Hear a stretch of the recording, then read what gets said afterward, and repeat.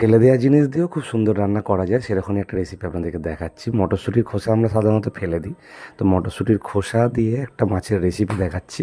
খুব সুস্বাদু খেতে হয়, আপনারা বানিয়ে দেখতে পারেন, খুব টেস্টি হবে। মটরশুঁটির খোসা, মটরশুঁটির দানা, অল্প লবণ দিয়ে তেলে পাঁচফোড়ন দিয়ে একটু ভেজে নিলাম। আর এদিকে কালো জিরে, কাঁচা লঙ্কা আর গোলমরিচ দিয়ে এটা বেটে রাখলাম। আর এইদিকে একটা পেস্ট বানালাম। এদিকে মটরশুঁটির দানা আর মটরশুঁটিটা মিক্সি করব বলে এটা হচ্ছে মিক্সির একটা পেস্ট বানিয়ে রাখলাম। আর এইদিকে টমেটো, কাঁচা লঙ্কা, আদা রসুন বাটা, পেঁয়াজ বাটা, কাজু বাদাম বাটা আর পোস্ত বাটা, ওইটা একটা আলাদা করে বেটে মিশ্রণ করে রাখলাম, যেটা এখন আমি এই ফ্রাই প্যানে দিচ্ছি। এটা আলাদা করে দেবেন। আর ওইদিকে মটরশুঁটির খোসা আর মটরশুঁটির দানা বাটাটা আলাদা জায়গায় রাখা আছে, এটা সবুজ দেখা যাচ্ছে।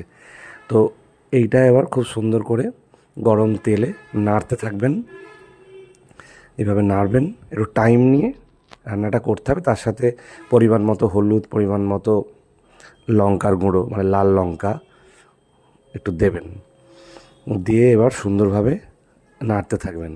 আর এদিকে মটরশুঁটির যে বাটাটা মানে খোসা সেটা রাখা আছে আলাদা জায়গায়, স্বাদ মতো অল্প লবণ দেবেন, দিয়ে এটা ক্রমাগত নাড়তে থাকবেন।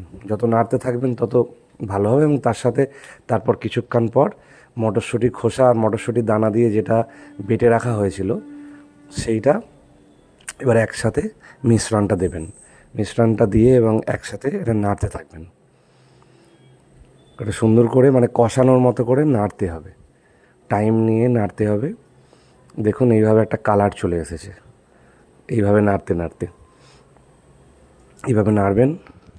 অল্প, একদম অল্প মানে চিনি ছড়াবেন, একটু চিনি দেবেন। আর যেটা বেটে রেখেছিলাম, যেটা কালো জিরে, গোলমরিচ আর কাঁচা লঙ্কা যেটা বাটা ছিল, সেটাও এই মিশ্রণে দেওয়া হলো।